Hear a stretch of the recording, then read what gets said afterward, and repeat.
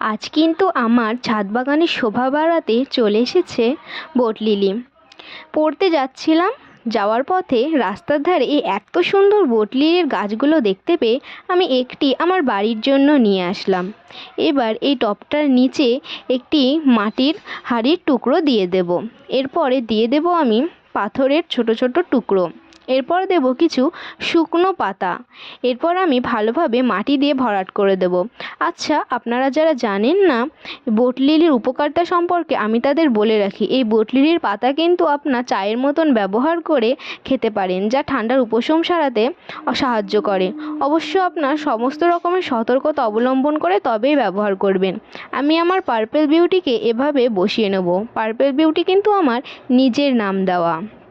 এবার আমি ওপর থেকে ছিটিয়ে ছিটিয়ে জল দিয়ে দেব। এবার দেখুন তো আমার ছাদের পাশটাতে আমার এই গাছটিকে কেমন লাগছে, অবশ্যই কমেন্ট করে জানাবেন। টাটা।